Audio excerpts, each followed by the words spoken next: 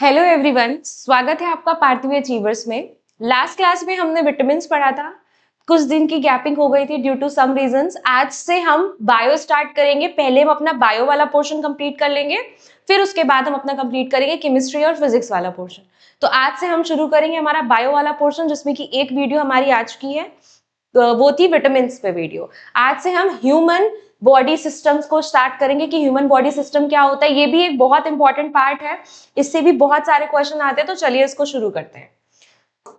First, सबसे पहले तो हम ये समझेंगे कि आखिर ह्यूमन बॉडी सिस्टम होता क्या है। ठीक है, ह्यूमन बॉडी सिस्टम। ठीक है, अब सबसे पहली चीज हम समझते हैं कि जो ह्यूमन बॉडी है ना, मैंने आपको इससे पहले भी बताया कि हमारी जो बॉडी है वो सेल से बनी होती है।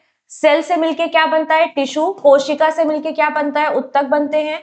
फिर टिश्यू से मिलके क्या बनता है? ऑर्गन बनता है। ऑर्गन से मिलके क्या बनता है? Organ system.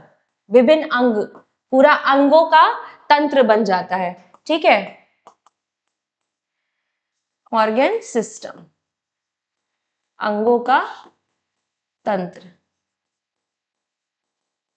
ठीक, सबसे पहली चीज हमने क्या देखा कि हमने देखा कि कोशिका हमारी जो है वो क्या बनाती है? टिश्यू। कोशिका हम पहले ही पढ़ा चुके हैं। यूपी पुलिस कांस्टेबल के लिए इसका जो भी जितना भी पोर्शन रहेगा रिवाइज कराने वाला, वो मैं एक शॉर्ट वीडियो में आपको रिवाइज करा दूंगी, लेकिन ये टॉपिक पहले से ही हो गया है। ठीक है, तो सेल मतलब कोशिका से मिलके क्या बनता है? टिश्यू मतलब कि ऊतक। और फिर टिश्यू मिलके क्या बनाते हैं? अंग। और अंग से क्या बनता है? अंगों का तंत्र। ठीक है, अंगों का तंत्र बनता है या अंग तंत्र बनता है। ठीक, बात समझ में आ गई इतनी? तो ये बात आपको बहुत अच्छे से याद रखनी है। सेल से टिश्यू बनता है मतलब कोशिका से ऊतक बनता है, फिर टिश्यू से ऑर्गन बनता है मतलब ऊतक से अंग बनता है, और फिर उसके बाद ऑर्गन से अंग से क्या बनता है? ऑर्गन सिस्टम मतलब कि ऊतकों का अंगों का तंत्र बन जाता है। ठीक, अब हम इसको डिटेल में पढ़ेंगे, अंगों के तंत्र को, ह्यूमन सिस्टम, ऑर्गन सिस्टम को। तो the human body is made up of different organ system. मानव शरीर विभिन्न अंगों तंत्रों से बना हुआ है। ठीक है, ये तो हमें सबको पता है कि हमारे शरीर में कितने विभिन्न प्रकार के अंग तंत्र मिलते हैं। ठीक, फिर उसके बाद नेक्स्ट क्या है? Each organ consist of specific organ performing specific function. प्रत्येक अंग तंत्र कुछ विशेष अंगों से मिलकर बना होता है जो निश्चित कार्य करते हैं। हर एक अंग तंत्र जो है हमारा, वो अलग अलग अंगों से मिलकर बना है जो कुछ निश्चित कार्य करेंगे। जैसे कि हमारा अगर हमारा पढ़े हम डाइजेस्टिव सिस्टम, जैसे कि पाचन तंत्र। पाचन तंत्र में हमारा क्या क्या आ जाता है? स्टमक मतलब अग्नाशय, और ये सारी चीजें आती है ना हमारे डाइजेस्टिव सिस्टम में। तो इसका काम क्या है? इसका काम मेनली क्या है? डाइजेस्ट करना, खाने को पचाना। ठीक, तो यही आपको समझाया जा रहा है कि प्रत्येक अंग जो है वो कुछ विशेष अंगों से मिलकर बना होता है जो निश्चित कार्य करते हैं। ठीक है, नेक्स्ट है all body system work together to keep the body alive and healthy. सारे जितने भी ऑर्गन सिस्टम है वो एक साथ काम करते हैं ताकि हमारा जो शरीर है वो जीवित और स्वस्थ रहे। ठीक, नेक्स्ट है no system works independently, all systems are interdependent. कोई भी अंग तंत्र अकेले कार्य नहीं कर सकता, सभी एक दूसरे पे निर्भर होते हैं। ठीक है, ये बात तो सबको समझ में आ गई कि कोई भी जितना भी अंग है हमारे, कोई भी अंग तंत्र अकेले काम नहीं करता है। सब एक साथ जब मिलके काम करेंगे तभी हमारी बॉडी प्रॉपर फंक्शनल करेगी। जैसे किसी की किडनी खराब हो गई तो उसका एक्सक्रीटरी सिस्टम डिस्टर्ब हो गया, तो क्या बॉडी ढंग से वर्क कर पाती है? नहीं। ठीक है, तो अगर किसी भी एक सिस्टम में गड़बड़ी आ गई, किसी भी एक सिस्टम के ऑर्गन में गड़बड़ी आ गई, इसका मतलब आपका पूरा शरीर काम करना कम कर देगा, बंद कर देगा। ठीक है, ये कुछ इंपॉर्टेंट ह्यूमन ऑर्गन सिस्टम है, कुछ तंत्र हैं। पहला है पाचन तंत्र, ठीक है, डाइजेस्टिव सिस्टम। दूसरा है मस्कुलर सिस्टम। तीसरा ये कुछ इंपॉर्टेंट है जो वही पढ़ाऊंगी मैं, जैसे कि ये digestive system, muscular system, muscular system, फिर एंडोक्राइन सिस्टम, नर्वस सिस्टम, ठीक है, स्केलेटल सिस्टम, रिप्रोडक्शन, ठीक है, रेस्पिरेटरी सिस्टम और सर्कुलेटरी सिस्टम, और आपका एक्सक्रीटरी सिस्टम। एक एक सिस्टम हम करके पढ़ते जाएंगे। ठीक है, इसको हम अच्छे से हिंदी में भी पढ़ेंगे और इंग्लिश में भी पढ़ेंगे। ठीक, तो सबसे पहले है हमारा, हम ये समझेंगे जो हमारे इंपॉर्टेंट तंत्र है। इंपॉर्टेंट तंत्र जैसे कि पहला हमारा क्या है? Excretory system. तो ये एक सेकेंड, सबसे पहले तो हमारा डाइजेस्टिव सिस्टम आता है। डाइजेस्टिव सिस्टम जिसको कि हम पाचन तंत्र कहते हैं। पाचन तंत्र का काम क्या होता है, इस वीडियो में उसी को डिटेल में पढ़ेंगे। तो पाचन तंत्र का काम क्या होता है कि वो फूड मॉलिक्यूल्स, जो बड़े बड़े फूड मॉलिक्यूल्स हैं, उनको सिंपल छोटे छोटे मॉलिक्यूल्स में कन्वर्ट करने का काम होता है किसका, पाचन तंत्र का। फूड के बड़े मॉलिक्यूल्स को छोटे छोटे एब्जॉर्बेबल फॉर्म में कन्वर्ट करने का काम किसका होता है, हमारा पाचन तंत्र का। फिर excretory system removes waste material from the body. उत्सर्जन तंत्र शरीर से अपशिष्ट पदार्थों को बाहर निकालने का काम करते हैं। अब आपको मैच द फॉलोइंग में अगर दे दिया जाएगा कि एक्सक्रीटरी सिस्टम का काम क्या होता है, तो उसमें आपको ये पता होना चाहिए कि जो भी अपशिष्ट पदार्थ होते हैं उनको बाहर निकालने का काम किसका होता है, हमारा उत्सर्जन तंत्र का होता है। दूसरा है हमारा nervous system. Nervous system controls and coordinate body activities. तंत्रिका तंत्र शरीर की क्रियाओं का नियंत्रण और समन्वय करता है। ठीक है, जो तंत्रिका तंत्र है वो क्या करता है, हमारी पूरी बॉडी में कोऑर्डिनेशन का काम करता है, नियंत्रण बनाने का काम करता है। ठीक है, तंत्रिका तंत्र। उसके बाद एंडोक्राइन सिस्टम, ठीक है, श्रावी तंत्र, ठीक है, हार्मोन द्वारा शरीर की क्रियाओं को नियंत्रित करता है। जो श्रावी तंत्र है वो हार्मोन के द्वारा क्या करता है, हमारे पूरे शरीर की क्रियाओं को कंट्रोल करने का काम करता है। Skeletal system provide support. अब पहला हमने क्या पढ़ा, पाचन तंत्र। दूसरा हमने देखा एक्सक्रीटरी सिस्टम होता है जिसके थ्रू वेस्ट हमारी बॉडी से बाहर जाता है। फिर नर्वस सिस्टम होता है, फिर एंडोक्राइन सिस्टम होता है, फिर उसके बाद में नेक्स्ट हमारा स्केलेटल सिस्टम होता है जिसको कि हम कंकाल तंत्र कहते हैं, और ये सपोर्ट और प्रोटेक्शन प्रोवाइड करता है, सहारा और सुरक्षा प्रोवाइड करता है। फिर हमारा है नेक्स्ट मस्क्यूलर सिस्टम। नेक्स्ट क्या है, मस्क्यूलर सिस्टम। मस्क्यूलर सिस्टम क्या करता है, मूवमेंट ऑफ द बॉडी, शरीर की गति में सहायता करता है। ठीक है, मांसपेशी तंत्र शरीर की गति में सहायता करता है। ठीक, reproductive system is responsible for reproduction. और रिप्रोडक्टिव जो प्रजनन तंत्र है वो किसके लिए जरूरी होता है, हमारा उत्पत्ति, हमारे नए ऑफस्प्रिंग को प्रोड्यूस करने के लिए आने, ठीक है, बहुत ज्यादा जरूरी होता है क्या, रिप्रोडक्टिव सिस्टम। प्रजनन तंत्र संतान उत्पत्ति के लिए उत्तरदायी होता है। ठीक, अब हम शुरू करेंगे, हमारा पहला है दैट इज डाइजेस्टिव सिस्टम। पहला क्या है हमारा, डाइजेस्टिव सिस्टम। तो पहले हम देख लेते हैं डाइजेस्टिव सिस्टम का पार्ट क्या होता है। सबसे पहला पार्ट हमारा माउथ, ये हमारा माउथ पार्ट होता है जिसको कि हम मुख कहते हैं।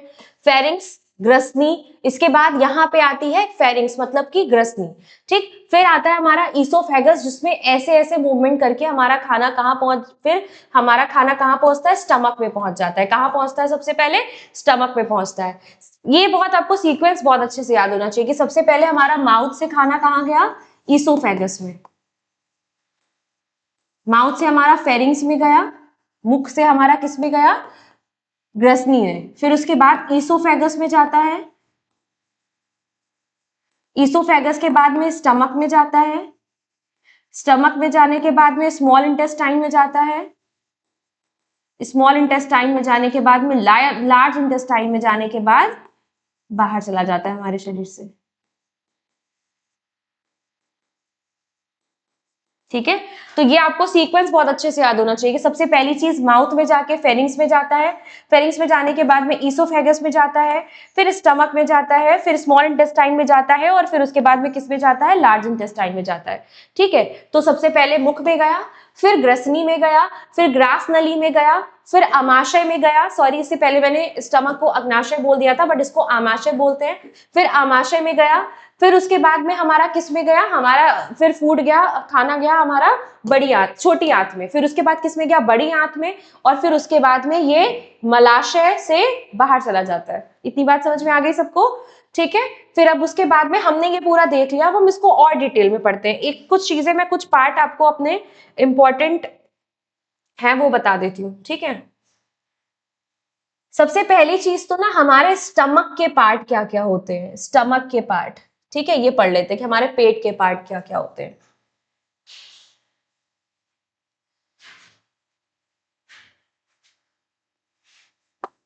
इसको कहते हैं हम, ये वाला पार्ट हमारा तो इसको कहते हैं फंडस, इसको कहते हैं कार्डियक, इसको कहते हैं पाइलोरिक। ये जो आपको ये इधर छोटा सा दिख रहा है ना कि हमारा पेनक्रियाज है, ठीक है, ये यहाँ पे हमारा यकृत होता है, ठीक है। यकृत के साथ में इधर क्या है, ये हमारा पेनक्रियाज है, जो नीचे हरा सा दिख रहा है ना, ये पित्ताशय है, मतलब गॉल ब्लैडर है, ठीक है।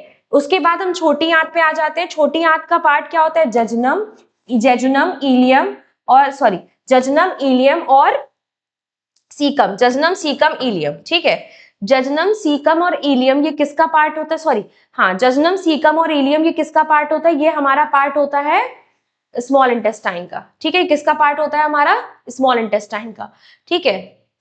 डिओडेनम, जजनम और इलियम ये किसका पार्ट होता है, स्मॉल इंटेस्टाइन का, ठीक है। तो डिओडेनम, जेजुनम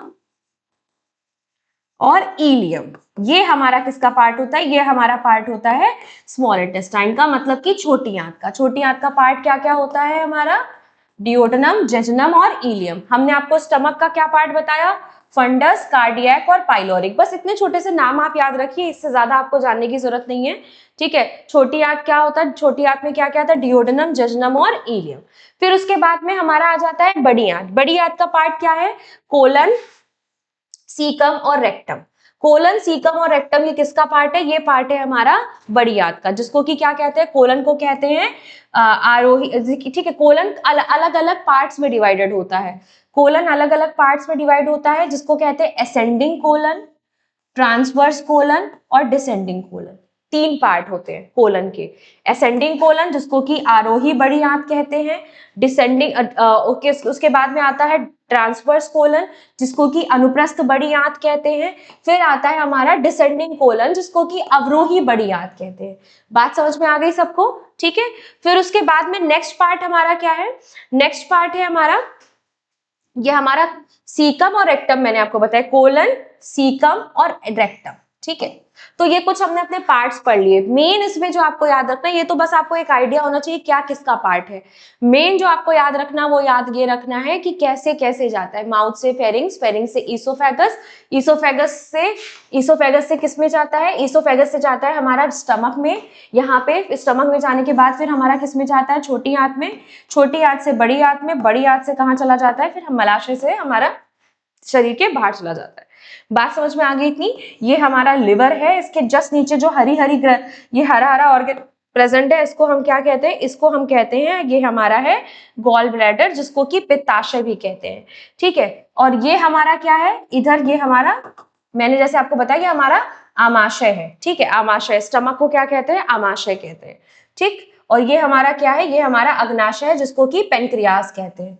यहाँ तक की चीजें आई होप सबको समझ में आ गई होंगी। मैंने एक एक ऑर्गन आपको यहाँ पे समझा दिया कि हमारे डाइजेस्टिव सिस्टम में, पाचन तंत्र में कौन कौन सा ऑर्गन आता है, ठीक है। जब भी हमें इस डायग्राम की जरूरत पड़ेगी हम फिर से इसको यूज कर लेंगे, ठीक। अब नेक्स्ट की तरफ हम मूव करते हैं, नेक्स्ट पार्ट की तरफ हम अब समझना शुरू करते हैं कि हमारा डाइजेस्टिव सिस्टम क्या होता है। द डाइजेस्टिव सिस्टम is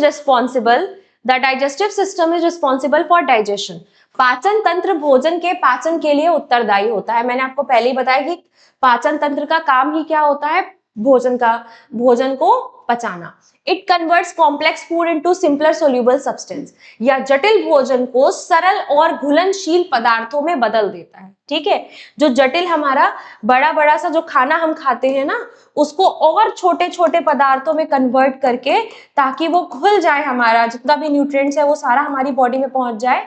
ये सारा काम किसका होता है, हमारे डाइजेस्टिव सिस्टम का होता है। डाइजेस्टिव सिस्टम मतलब कि जो ये पचा हुआ भोजन होता है, ये हमें ऊर्जा देता है, ग्रोथ में हेल्प करता है और हमारा रिपेयर करता है हमारे बॉडी पार्ट्स, ठीक है।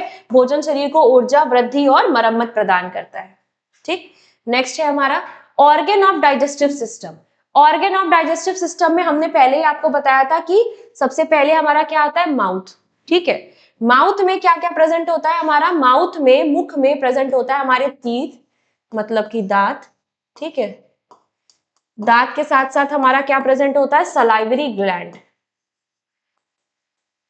लार ग्रंथि,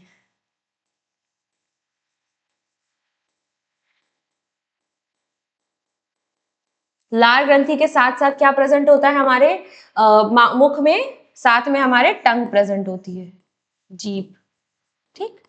तो ये कुछ चीजें, ये तीन चीजें, इंपॉर्टेंट चीजें हमारे किस में प्रेजेंट होती हैं, मुख में, मतलब बकल कैविटी में प्रेजेंट होती हैं।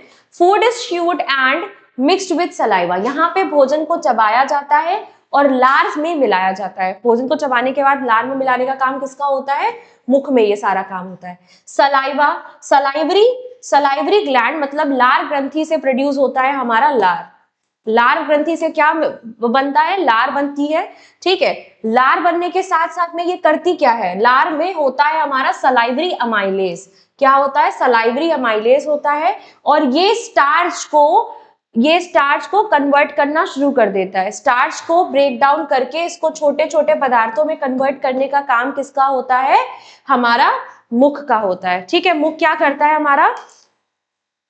मुख हमारा क्या करता है? मुख सबसे पहले मुख में हमारे क्या प्रोड्यूस होता है? सलाइवा मतलब कि सलाइवरी ग्लैंड जो है हमारी लार ग्रंथि है वो क्या प्रोड्यूस करती है? सलाइवा प्रोड्यूस करती है, ठीक है। लार ग्रंथि हमारी क्या प्रोड्यूस करती है? सलाइवा प्रोड्यूस करती है। और उस सलाइवा में क्या होता है? उस सलाइवा में होता है स्टार्च, ठीक है। और उस पर्टिकुलर स्टार्च, ये जो स्टार्च है ये किस में टूट जाता है? ये टूट जाता है सिंपल शुगर में, ठीक है। सिंपल शुगर में कन्वर्ट करने का काम किसका होता है? ये काम होता है हमारा सलाइवरी अमाइलेज का, कि स्टार्च को भाई किस में बदलना है? स्टार्च को किस में बदलना है? स्टार्च को बदलना है शुगर में, किसके थ्रू? सलाइवरी अमाइलेज के थ्रू, ठीक है। ये चीज सबको समझ में आ गई। अब हम नेक्स्ट पार्ट की तरफ मूव करते हैं। नेक्स्ट पार्ट है हमारा कि ये जो इसोफेगस है, सबसे पहले हमने माउथ समझ लिया। आपसे ये क्वेश्चन पूछा जाता है कि स्टार्च, पहली बात तो मुख में किसका डाइजेशन होता है, किसका पाचन होता है? तो आपका आंसर होगा स्टार्च। आपसे पूछा जाएगा स्टार्च का पाचन कहाँ पे होता है? आपका आंसर हो जाएगा मुख, ठीक है। नेक्स्ट है हमारा इसोफेगस यानी कि ग्रास नली। It transport food from mouth to stomach. ये फूड माउथ से कहां पहुंचाता है? स्टमक में पहुंचाता है। कैसे? ऐसे ऐसे हमारा खाना, इसको कहते हैं पेरिस्टालसिस मूवमेंट। क्या कहते हैं? Peristalsis movement. इस मूवमेंट के थ्रू ऐसे ये जो मूवमेंट होता है ना जिगजैग फॉर्म में, इसको कहते हैं पेरिस्टालसिस मूवमेंट। या भोजन को मुख से अमाशय तक पहुंचाता है। जैसे कि मैंने आपको पहले ही बताया था, हमारा मुख से खाना कहाँ जाता है?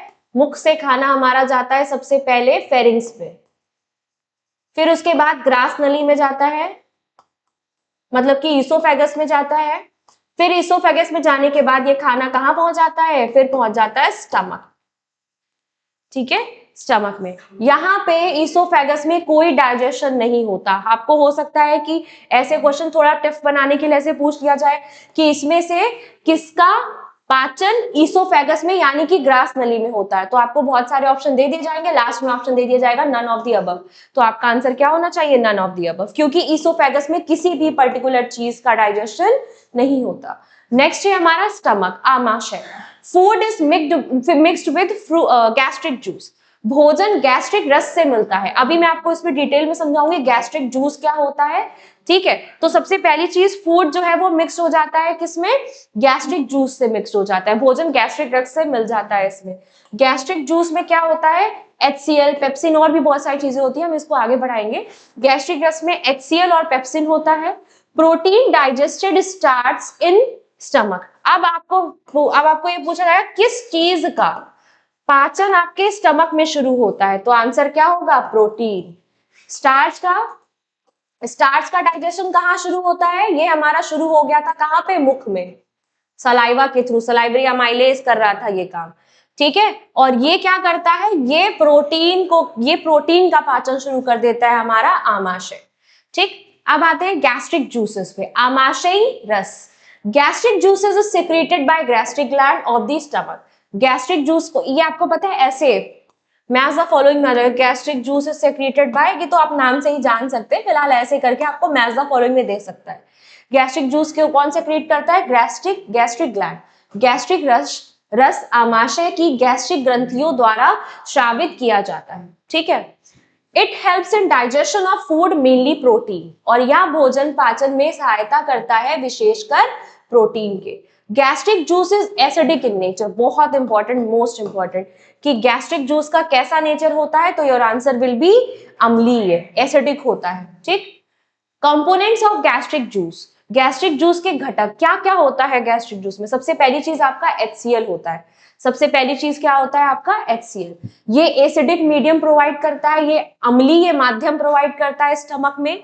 It kills harmful bacteria in the food. जितने भी हानिकारक जीवाणु हमारे भोजन में आ जाते हैं उसको नष्ट करने का काम किसका होता है, वो HCl करता है। बहुत इंपॉर्टेंट है कि आपसे पूछा जाएगा कि हमारे शरीर में जो विषैले जीवाणु आ जाते हैं, हानिकारक जीवाणु आ जाते हैं, उसको खत्म करने का काम कौन करता है, तो वो करता है हमारा HCl। It activates pepsin enzyme from the pepsinogen. ये कैसे एक्टिवेट होता है, जब पेप्सिन एंजाइम पेप्सिन एंजाइम से ये क्या होता है, एक्टिवेट हो जाता है। पेप्सिनोजन को सक्रिय पेप्सिन के में बदलाव, ठीक है, ये क्या करता है, या पेप्सिनोजन को सक्रिय पेप्सिन में बदलाव करता है। ठीक, नेक्स्ट है हमारा पेप्सिन। पेप्सिन क्या होता है, pepsin is a protein digesting enzyme. ये प्रोटीन को डाइजेस्ट करने वाला एंजाइम होता है। आपसे पूछा जाएगा कि इसमें से कौन सा ऐसा एंजाइम है जो प्रोटीन को डाइजेस्ट करता है, और आपका एक ऑप्शन होगा पेप्सिन, तो आपका सही आंसर क्या हो जाएगा, पेप्सिन हो जाएगा। It converts protein into peptones and peptides. ये प्रोटीन को किस में कन्वर्ट कर देता है, पेप्टोन में और पेप्टाइड में। बहुत इंपॉर्टेंट है कि प्रोटीन को पेप्टोन और पेप्टाइड में कन्वर्ट करने का काम किसका होता है, तो ये काम हमारा होता है पेप्सिन का। मोस्ट इंपॉर्टेंट, ठीक है। Protein digestion starts in the stomach due to pepsin. Protein का डाइजेशन हमारे स्टमक में शुरू हो जाता है किसकी वजह से, पेप्सिन की वजह से। ठीक है, ये बात समझ में आ गई सबको, यहां तक सबको क्लियर है। ठीक है, तो पेप्सिन एंजाइम को एक्टिवेट कौन कर रहा था, एक्टिवेट कर रहा था हमारा HCl। पेप्सिन को एक्टिवेट कर रहा था हमारा HCl। पेप्सिनोजन के फॉर्म में प्रेजेंट होता है ये, लेकिन इसको पेप्सिनोजन से पेप्सिन बनाने का काम कौन करता है, HCl करता है। यहां तक पेप्सिन तक सबको क्लियर हो गया। बैक्टीरिया को मारने का काम कौन करेगा, HCl करेगा। प्रोटीन डाइजेशन कौन शुरू करेगा, पेप्सिन करेगा। नेक्स्ट है mucus. Mucus protect the inner lining of the stomach. Stomach की इनर लाइनिंग को प्रोटेक्ट करने का काम कौन करता है, हमारा म्यूकस करता है। म्यूकस क्या करता है हमारा, हमारे स्टमक की इनर लाइनिंग को प्रोटेक्ट करने का काम करता है। म्यूकस आमाशय की भीतरी परत की रक्षा करता है। बहुत इंपॉर्टेंट है, ये भी स्टार मार्क कर लीजिए इसमें। ये एक इंपॉर्टेंट पॉइंट हो गया आपका, इधर आपका ये एक इंपॉर्टेंट पॉइंट हो गया, और इधर आपका ये एक इंपॉर्टेंट पॉइंट हो गया। ये इंपॉर्टेंट पॉइंट आपको सारे अपनी नोट्स में लिख लेने हैं, ठीक है। It prevents damage bye acid and enzyme.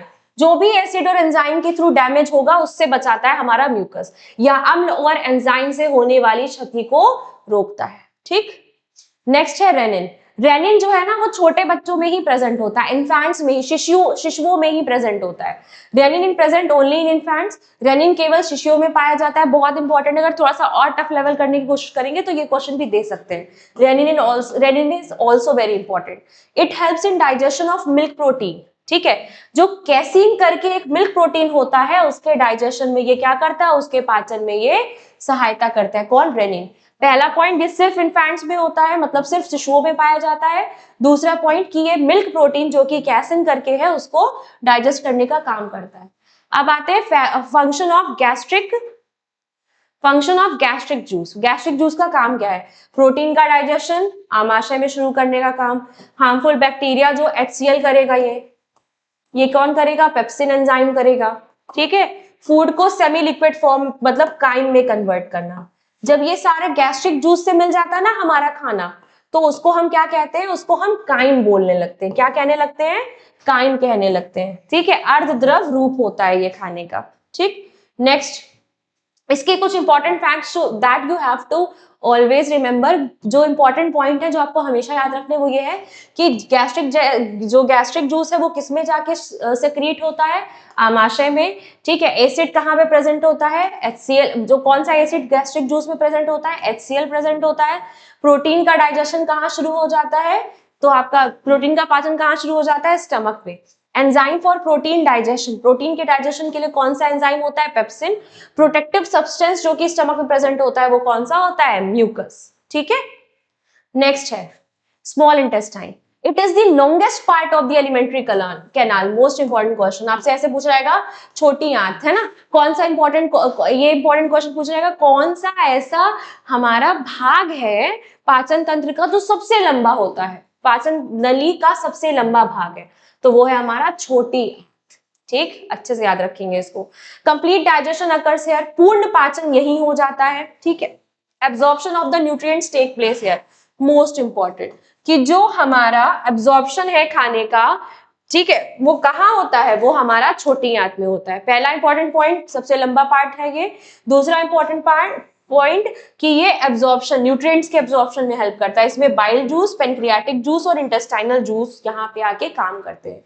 Important, bile juice, pancreatic juice, intestinal juice, ये यहीं पे आके काम करते हैं। ठीक है, नेक्स्ट इंटेस्टाइनल जूस, आंत्र रस या आंतरिक रस। अब इससे पहले हमने कौन सा जूस पढ़ा, हमने पढ़ा गैस्ट्रिक जूस, अब हम पढ़ते हैं intestinal juice. Intestinal juice is secreted by intestinal gland of small intestine. आंत्र रस छोटी आंत की आंत्र ग्रंथियों द्वारा श्रावित किया जाता है। ठीक है, ये कौन सी छोटी आंत की जो भी हमारी इंटेस्टाइनल ग्लैंड होती है, आंत्र ग्रंथियां होती है, उसके द्वारा ये क्या किया जाता है, श्रावित किया जाता है। इसमें कुछ क्रिप्स ऑफ लाइबरक्यूहेन प्रेजेंट होता है। इसमें क्या प्रेजेंट होता है, क्रिप्स ऑफ लाइबरक्यूहेन। इन ग्लैंड्स को क्या कहते हैं, सॉरी, इनको कहते हैं क्रिप्स ऑफ लाइबरक्यूहेन। ठीक है, अगर आपसे ये सब पूछ रहा है क्रिप्स ऑफ लाइबरक्यूहेन कहाँ प्रेजेंट होता है, तो आप मतलब कि कौन सी ग्लैंड्स को कहते हैं, तो आपका आंसर हो जाएगा इंटेस्टाइनल ग्लैंड्स को। Intestinal juice completes the digestion of food. आंत्र रस भोजन के पाचन को पूर्ण करता है। आंत्र रस क्या करता है, भोजन के पाचन को पूर्ण करता है। Most important. ठीक है, नेक्स्ट है हमारा नेचर ऑफ इंटेस्टाइनल जूस। ये कैसा होता है, एल्कलाइन इन नेचर होता है। आंत्र रस क्षारीय प्रकृति का होता है। कैसा होता है, क्षारीय प्रकृति का होता है। It provide suitable medium for enzyme action. Enzyme के एक्शन के लिए सुटेबल मूवमेंट कौन प्रोवाइड कराता है, सुटेबल मूवमेंट प्रोवाइड कराता है हमारा ये इंटेस्टाइनल जूस। ठीक है, नेक्स्ट हमारा है enzyme present in intestinal juice. कौन कौन से एंजाइम प्रेजेंट होते हैं, मोस्ट इंपॉर्टेंट, माल्टेज। सबसे पहला एंजाइम जो प्रेजेंट होता है माल्टेज। माल्टेज कन्वर्ट करता है माल्टोज को शुगर में। माल्टेज कन्वर्ट करता है माल्टोज को शुगर में। सुक्रेज क्या करता है, सुक्रेज कन्वर्ट करता है सुक्रोज को ग्लूकोज और फ्रक्टोज में। माल्टेज किस में कन्वर्ट कर रहा है, माल्टेज माल्टोज को कन्वर्ट कर रहा है, एक सेकेंड, माल्टोज को किसमें, ग्लूकोज में। कौन करेगा, माल्टेज। ठीक है, फिर दूसरा है हमारा सुक्रेज। सुक्रोज को ग्लूकोज और फ्रक्टोज में कन्वर्ट करने का काम किसका है, सुक्रोज का। ठीक, नेक्स्ट है हमारा lactase. Lactase convert lactose into glucose and galactose. Lactose को ग्लूकोज और गैलेक्टोज में कन्वर्ट करने का काम किसका होता है, लैक्टेज का। ठीक है, फिर उसके बाद में पेप्टाइडेज या फिर erepsin. Peptidase convert peptides into amino acid. Peptides को अमीनो एसिड में कन्वर्ट करने का काम किसका होता है, पेप्टाइडेज का। तो हमने क्या क्या इंपॉर्टेंट चीजें अभी तक पढ़ी, हमने पढ़ा माल्टेज क्या करता है, माल्टोज को ग्लूकोज में कन्वर्ट कर देता है। सुक्रोज को सुक्रेज क्या करता है, ग्लूकोज और फ्रक्टोज में कन्वर्ट कर देता है। ठीक है, फिर हमने पढ़ा लैक्टेज, लैक्टोज को ग्लूकोज और गैलेक्टोज में कन्वर्ट कर देता है। पेप्टाइडेज अमीनो एसिड में, पेप्टाइड्स को अमीनो एसिड में कन्वर्ट करने का काम किसका होता है, पेप्टाइडेज का। लाइपेज जो है वो फैट को फैटी एसिड और ग्लिसरॉल में कन्वर्ट कर देता है। मोस्ट इंपॉर्टेंट, ये सारे ही आपके जितने भी मैं आपको ये पार्ट बता रही हूँ हमारे इंटेस्टाइनल जूस के, ये बहुत इंपॉर्टेंट है। ठीक है, इसको अच्छे से पढ़ेंगे हम। लैक्टेज क्या कर रहा था, लैक्टोज को ग्लूकोज और गैलेक्टोज में कन्वर्ट करा। ये तो आप देखिए, लैक्टेज, माल्टेज और लैक्टेज, माल्टेज और सुक्रेज, ये सब ग्लूकोज तो बना ही रहे हैं। सुक्रेज ग्लूकोज के साथ में फ्रक्टोज भी बना रहा है, लैक्टेज ग्लूकोज के साथ में गैलेक्टोज भी बना रहा है। पेप्टाइडेज और erepsin, peptidase convert peptide into amino acid. Peptidase का काम है पेप्टाइड्स को अमीनो एसिड में कन्वर्ट करने का। लाइपेज का काम क्या है? लाइपेज का काम है फैट्स को फैटी एसिड और ग्लिसरॉल में कन्वर्ट करने का। Function of intestinal juice, function क्या है इंटेस्टाइनल जूस का? कार्बोहाइड्रेट, प्रोटीन और वसा को पूरी तरीके से पाचन कर देना। कंप्लीट डाइजेशन कहाँ पे होता है कार्बोहाइड्रेट, प्रोटीन और फैट का? ये होता है आपका कहाँ पे होता है आपका स्मॉल इंटेस्टाइन। ठीक है, इसको करता कौन है, काम कौन करता है? ये पूरा इंटेस्टाइनल जूस करता है। ठीक है, जगह कौन सी है? इंटेस्टाइन। ठीक है, और जूस कौन सा है? Intestinal juice. Helps in absorption of nutrients, पोषण तत्वों के अवशोषण में सहायता करता है। ठीक है, helps in absorption of nutrient. ठीक, converts food into simplest absorbable form. और ये इंटेस्टाइनल जूस क्या करता है? भोजन को सबसे सरल अवशोषण योग्य रूप में बदल देता है। ठीक, नेक्स्ट, लिवर। हमारी बॉडी की सबसे ज्यादा बड़ी ग्लैंड, जो सबसे बड़ी लार्जेस्ट ग्लैंड है, वो कौन सी है? लिवर है। मोस्ट इंपॉर्टेंट क्वेश्चन, फ्रीक्वेंटली आज क्वेश्चन ये बहुत बार पूछा गया है। ठीक है, प्रोड्यूस बाइल जूस, और ये क्या करता है? बाइल जूस को प्रोड्यूस करता है। किसको प्रोड्यूस करता है? बाइल जूस को प्रोड्यूस करता है। पित्त रस का निर्माण करता है। Bile helps in digestion of fat, पित्त वसा के पाचन में सहायता करता है। पित्त क्या करता है? किसके? वसा के पाचन में सहायता करता है। बहुत इंपॉर्टेंट है, ये बहुत पूछा जाता है कि बाइल जूस कौन प्रोड्यूस करता है? आपका आंसर क्या हो जाएगा? लिवर। ठीक है, डाइजेशन, फैट के डाइजेशन में कौन हेल्प करता है? बाइल हेल्प करता है। Bile juice is produce by liver. कौन प्रोड्यूस करता है? लिवर प्रोड्यूस करता है। बाइल जूस क्या होता है हम ये समझने जा रहे हैं। It is stored in the gall bladder, और ये कहां पे स्टोर हो जाता है? गॉल ब्लैडर में स्टोर हो जाता है। कहां स्टोर होता है? गॉल ब्लैडर में स्टोर हो जाता है। हमने भी देखा था इसको स्टार्टिंग में, हमारा गॉल ब्लैडर। ठीक है, ये हमारा गॉल ब्लैडर है। प्रोड्यूस कहां हुआ? लिवर में। ठीक है, प्रोड्यूस कहां पे हुआ? लिवर में, और जाके स्टोर किस में हो गया? बाइल जूस हमारा गॉल ब्लैडर में। ठीक है, किसमें प्रोड्यूस हो गया? गॉल ब्लैडर में। ठीक,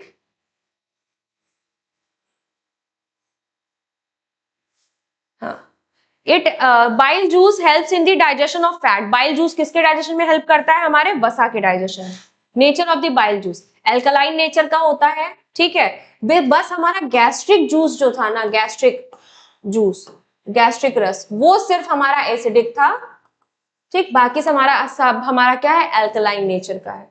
it neutralize acidic chyme from the stomach. ये जो स्टमक से एसिडिक काइम आ रहा है उसको न्यूट्रलाइज करने का काम करता है। जो अम्लीय हमारा काइम आ रहा है उसको निष्क्रिय करता है। कौन निष्क्रिय करता है? Bile juice. ठीक, कंपोजिशन ऑफ बाइल जूस में कुछ इसके मेन कंपोनेंट देखो, कुछ बाइल सॉल्ट जो है, बाइल सॉल्ट इसका मेन कंपोनेंट है। ठीक है, पित्त रस का मुख्य घटक पित्त लवण है। ठीक, दूसरा क्या है? बिलीरुबिन और बिलीवर्डिन। ठीक, बिलीरुबिन और बिलीवर्डिन आपसे पूछा है किसमें प्रेजेंट होता है, तो आपका आंसर क्या होगा? बाइल जूस में। Bile juice contain no digestive enzyme, कोई डाइजेस्टिव एंजाइम नहीं होता है इसमें। ठीक है, कोई भी ऐसे पाचन करने वाला एंजाइम नहीं होता। बस ये क्या करता है? जो भी हमारा काइम आ रहा है अम्लीय काइम, उसको निष्क्रिय करने का काम होता है बाइल जूस का। ठीक, function of bile juice, emulsification of fat, वसा का इमल्सीकरण करता है। Breaks fat into small droplets, वसा को छोटे कणों में तोड़ता है। Increase surface area for lipase enzyme, lipase enzyme की क्रिया के लिए सतह क्षेत्र बढ़ा देता है। लाइपेज एंजाइम अच्छे से काम करे इसके लिए जो सतह क्षेत्र होता है उसको बढ़ाने का काम कौन करता है? हमारा बाइल जूस करता है। हाँ, किसके एब्जॉर्प्शन में हेल्प करता है? फैट के और फैट सोल्यूबल विटामिन के, जैसे ए, डी, ई और के। ठीक, अब आते हैं path of bile juice. Bile juice कहाँ प्रोड्यूस हुआ? लिवर में। लिवर से कहाँ गया? गॉल ब्लैडर में। गॉल ब्लैडर से कहाँ पे गया? हमारा ड्यूडेनम में, जो कि हमारा किसका पार्ट है? छोटी आंत का। हमने पहले बताया था ड्यूडेनम, जजनम और इलियम, ये किसका पार्ट है? हमारा छोटी आंत का।